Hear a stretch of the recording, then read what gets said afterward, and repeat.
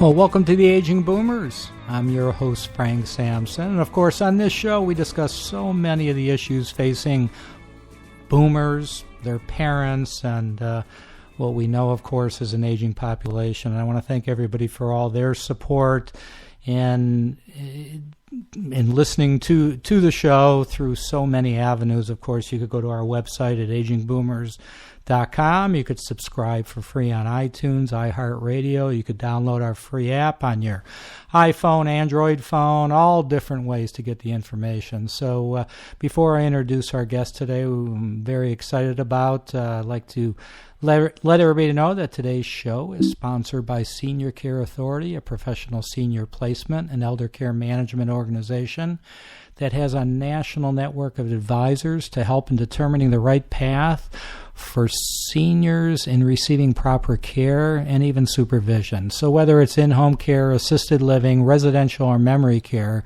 get the necessary advice from a senior care advisor right in your local area. You can call Senior Care Authority at 888-809-1231, or you could go to their website at www.seniorcareauthority.com. And I'm really excited about guest today. Her name is Laurie White, somebody I've known since I got in the industry pretty much, and but she's been in it a lot longer than I have. Well, not a lot longer. I don't want to, But Laurie has been a dementia specialist. Should I say how many years, Laurie? Is that okay? Oh, sure. Okay, so she's been a dementia specialist for 30 years, starting in her home state of Michigan, yay, where she received her Master's of Social Work from the University of Michigan. Laurie has worked with people with dementia and their families in adult day programs, assisted living communities, and in medical clinics. Currently, Laurie has her own business, Dementia Care Consulting, where she works with families who have a relative with dementia and is a memory care program consultant for assisted living companies.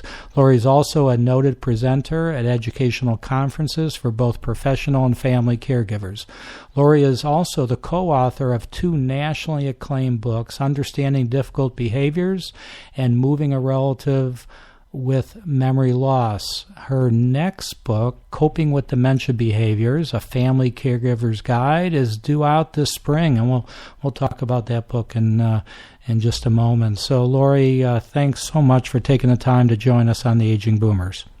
I'm glad to be here. Thank you, Frank. Yeah, we're glad to have you. As I'm sure you know Teepa Snow. We had Teepa on, and I had this long introduction of Teepa, and I thanked her, and she says, I don't know who that lady was that you just introduced, but it's nice to be on the show. Really?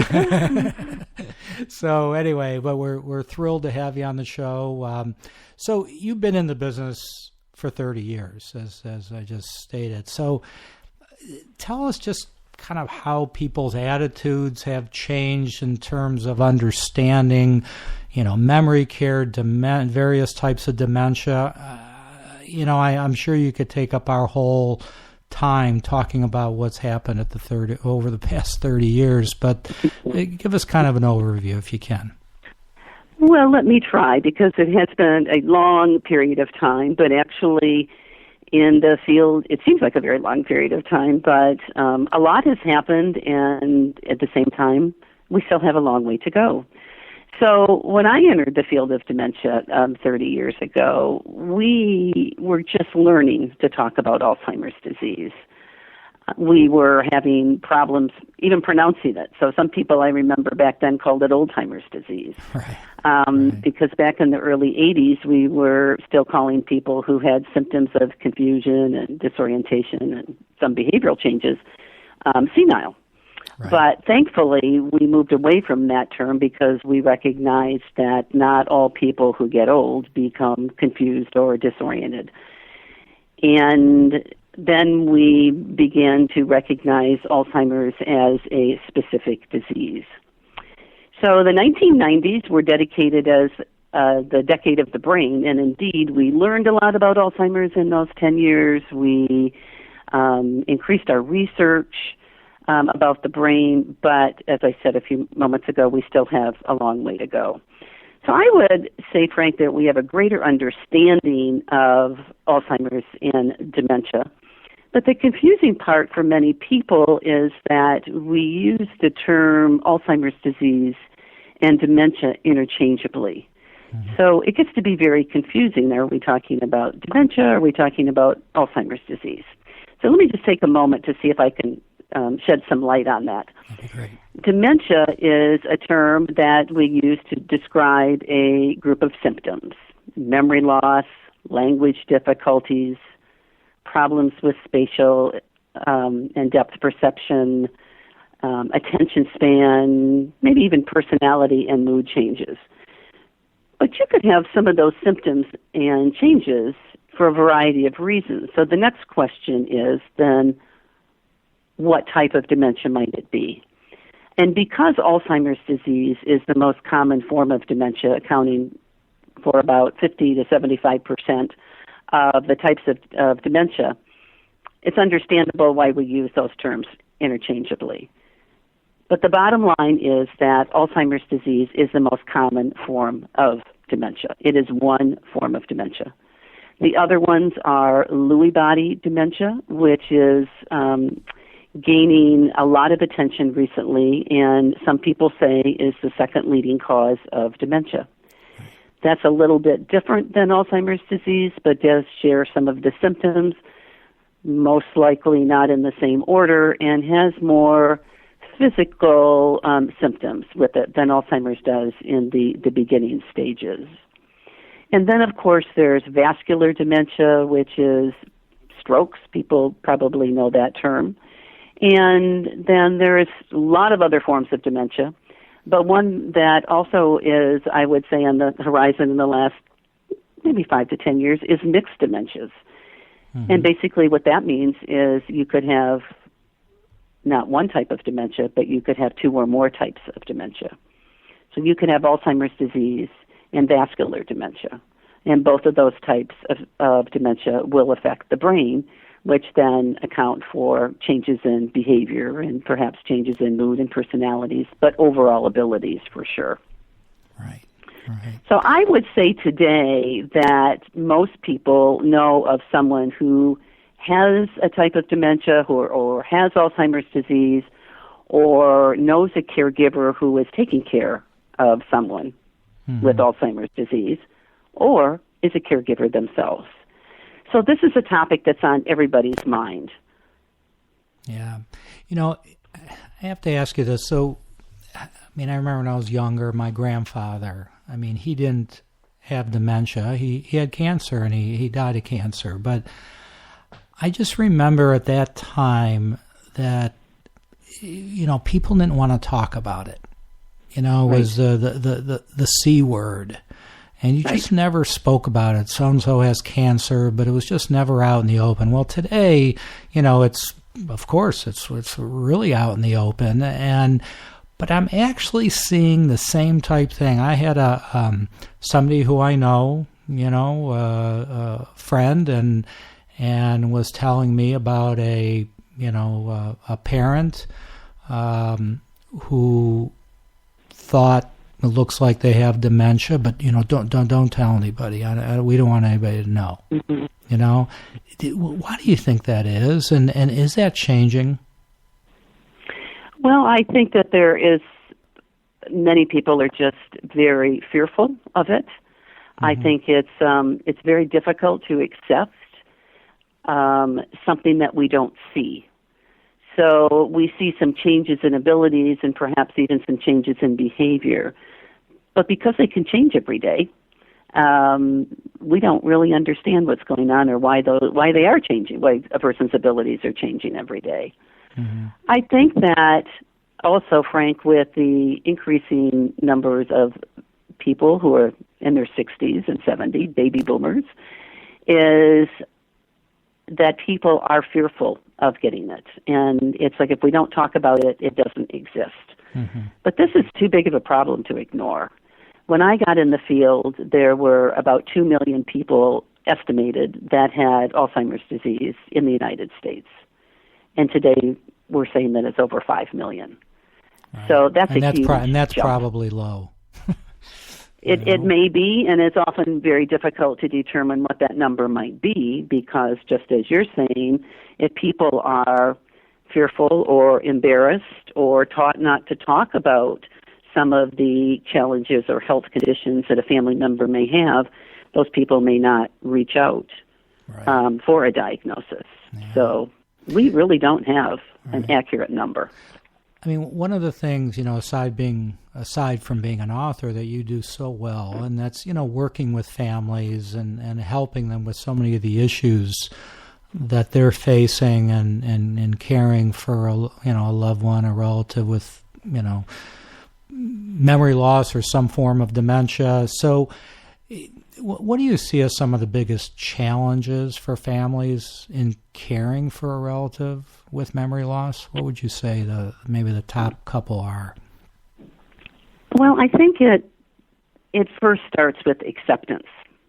Mm-hmm. So what we know is that an acceptance of the symptoms and then leading to, in many cases, the acceptance of the diagnosis.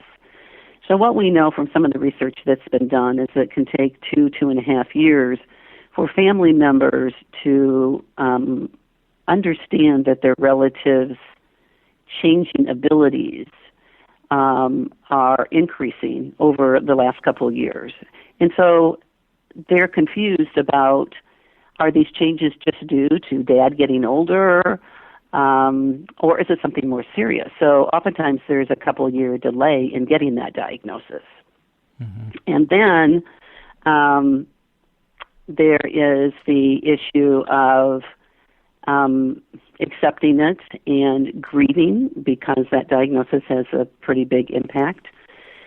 And also, I'm thinking about a husband that I met with the other day who was really having a difficult time dealing with his wife's Alzheimer's disease. And he kept saying, well, she won't do this, and she won't wash her hair, and she is really, repetitive. And he was going on to describe someone who was probably entering the middle stages. And he sort of stopped in his tracks and he said, I guess I need to change my expectation of her, don't I? Mm. So it's acceptance of the diagnosis and the acceptance and the recognition that care partners also have to change the way they view their relative in a different light because the relative is changing. The way they talk to their relative has to change as all these changes are taking place, and at the same time they're taking on more of the responsibility. So I think acceptance of the diagnosis, understanding what the diagnosis means, is sometimes quite a task. I also think after acceptance is the attitude. How is this diagnosis, whether it's Alzheimer's disease, Lewy body disease, how is that affecting the care partner's attitude? So what I hear a lot from care partners is they're very sad, and in fact they're grieving because they are observing their relative, and that relative can't do what he or she could do. Mm-hmm. And then the other thing, of course, is the recognition, and this is a really hard thing for many families to do, is the recognition that the relative really is trying as hard as they can. And sometimes when you're a care partner, you get so frustrated and so tired that it's really hard to have that recognition that you are trying very hard and your relative who has dementia is also trying very hard. When it seems like maybe if they just tried harder, they could do better, which often is not the case at all, that they are putting all their effort into staying involved, trying to maintain a, in finger quotes, normal life as the disease progresses. I mean, isn't that what you do also with families, is trying to help the family members set the right expectations, trying to prepare them of what's to come and how to handle various situations? How to manage what's to come, but also staying focused on the present, whether that is, today and tomorrow or February and March, whatever that may be, but not to get too far ahead of themselves, because if we look, what I found through the years is that caregivers often want a lot of answers about what's to come. And as you know, Frank, we can't give them a definitive schedule of when the changes are going to take place because everyone is so very different. So to try to keep them present focused so that they are not overwhelmed by dealing with the present and then looking too far ahead. So that's often my job, is to just, let's look at what's before us. What do you need help understanding? What do we need to plan for in the short term? And what symptoms, what stressors are you experiencing as a caregiver, and how can we maybe perhaps manage the situation a little better to alleviate some of that stress? Yeah. So I want to talk a little bit just about your new book. Your new book that's coming out is called Coping with Dementia Behaviors, a family caregiver's guide. And I know it doesn't come out till the spring, but I would like you just to maybe touch on the behaviors, on some of the behaviors, and one in particular that we know can happen, doesn't always happen, but one of the behaviors just could be an individual who's been diagnosed with some form of dementia, that they start to maybe lose their temper when maybe they never did that in the past, or using foul language that they really never did much in the past. So talk to us about maybe that particular type of behavior, the causes, and what type of strategies you recommend to families, and certainly maybe you could bring up maybe another behavior that you talk about in your book, and then I'd love you to talk about the book that's coming out. So I'll leave it to you. I'd be glad to. And before we talk about specific behaviors, this is sort of the piece that a lot of family members need to get a grasp on in order to make it just a more manageable situation for everyone. And that is to understand that behaviors have a reason and have a cause, and we need to understand what that cause is. So I like to say that behaviors are a way of communicating, that when a person is agitated or angry or perhaps refusing to take a bath, that there's usually a reason that that person is exhibiting those behaviors. So you and I can imagine, Frank, if we had some type of dementia and someone was trying to tell us that we needed a bath, and we said, no, we don't need a bath, and we just had a bath, but in reality, our time frame is a little skewed because of our memory loss, and someone is there trying to get us undressed and give us a bath. It surely is understandable that a person can feel a loss of control, can feel like their privacy is being invaded, that they're insulted because someone is telling them something that they thought they already did, and that, in this case, take a bath. So that when we look at the behaviors, it can help for us to ask ourselves, what is this person trying to say? What does this person need? What does this person want? So as I like to say, she's not misbehaving, she's communicating. Right. And oftentimes we can find why a person may be doing certain things by keeping a log. And we address this in the book. It's playing detective. It's trying to solve a problem. And if you just look at a situation such as bathing or even anger, describe the behavior, jot down when it occurred and where it occurred and who was around, then put down something that you tried and to see if it worked. Now, we know that this often isn't a simple puzzle to solve, but sometimes by jotting down just those few things can allow us to take a deeper look into a behavior and to see if there's a possible trigger that we have overlooked. So that can provide some answers. So the place that we like to start when we're talking about, and if I could just take your suggestion of going with anxiety and agitation, anger and aggression, which seems to be one of the most difficult behaviors that family caregivers have, and is complex as well.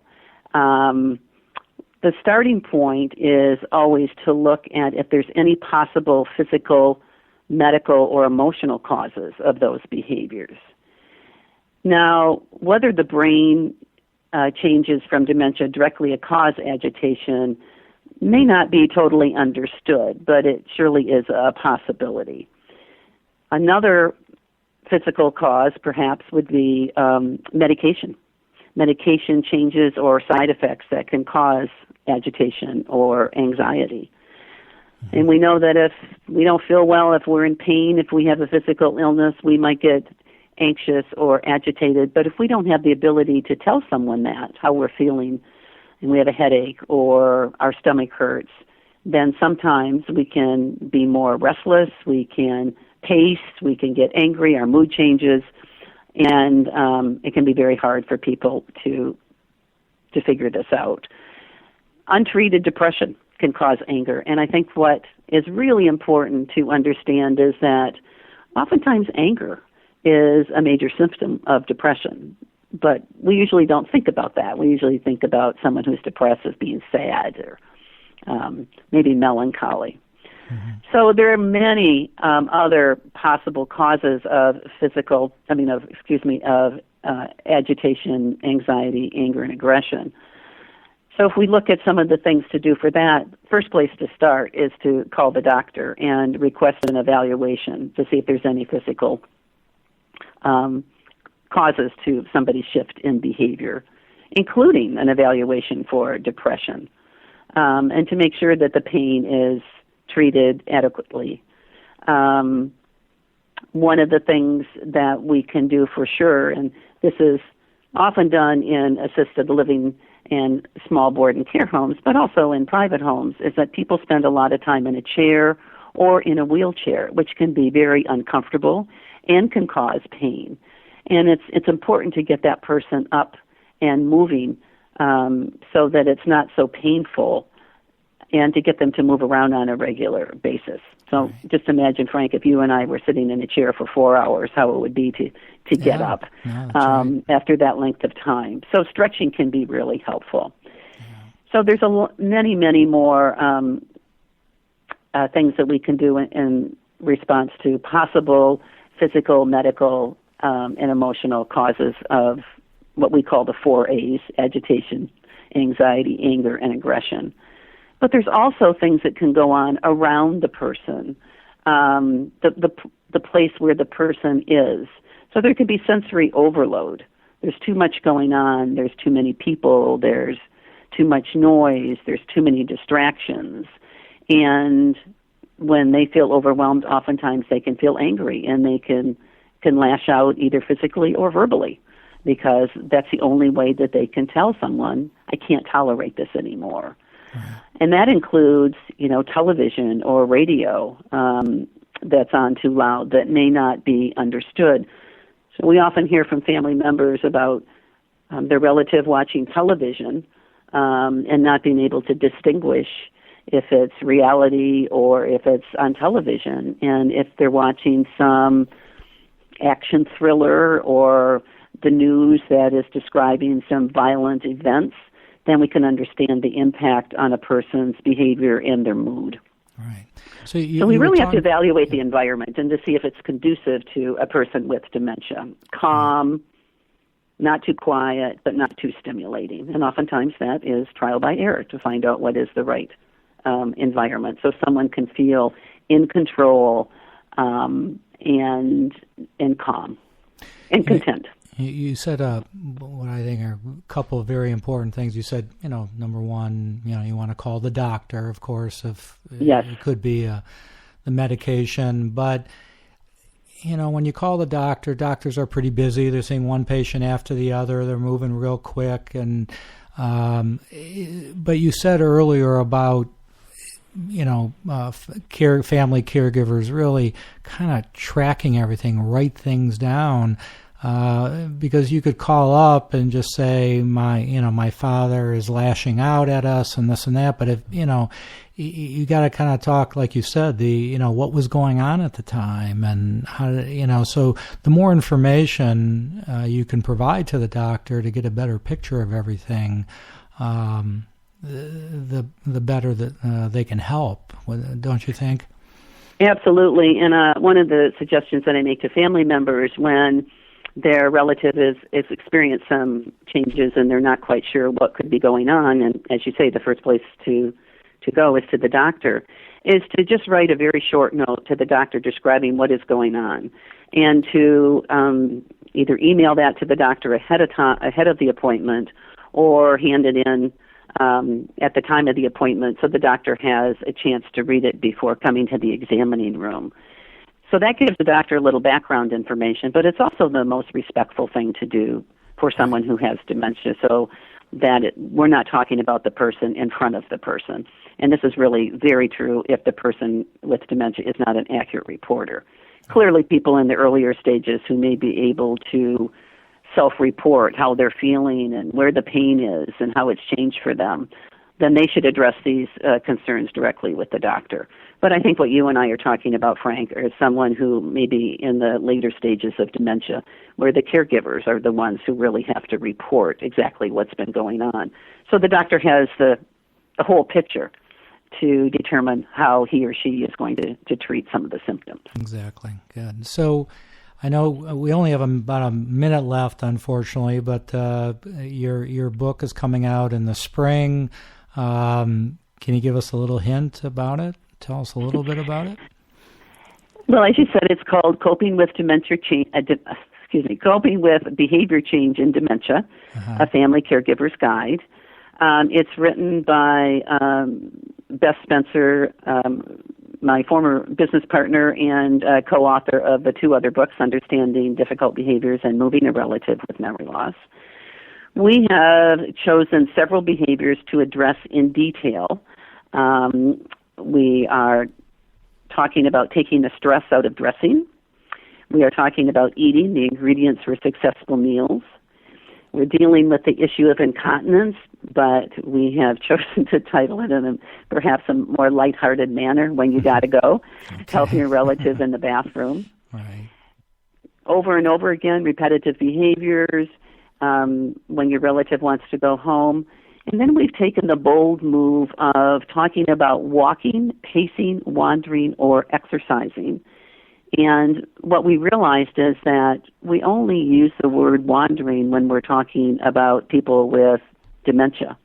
When you and I take a walk or we walk away, that's what we call it, right? Right. So that's a deliberate title change that hopefully will cause care partners to pause and say, okay, she's walking around, she's pacing, what does that mean? Because wandering has a negative connotation. Yeah.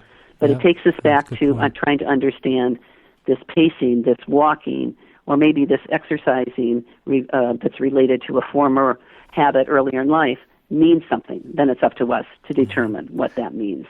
So can people get information on your site of when the book is going to be coming out? Or that information will be put up shortly. Okay. But yes, there will be, the website will be finished pretty soon. We're putting the finishing touches on the book. So yes, as Great. you say, we're hoping for spring. Good. And your website, why don't you let everybody know how they could learn more about your organization, and if they want to get in touch with you, how would they do that? It's dementiaconsulting.com, and that is the website where you will find not only about my services, but also forthcoming information about the book. Great. Well, thank you so much for joining us, Laurie. It was a pleasure. It's been too long. We've got to have you back in the spring and talk more about your book, let people know about it, and we'd love to have you back again. So thanks so much for joining us. Thank you, everybody, for all your support, and just be safe out there, and we'll talk to you all soon.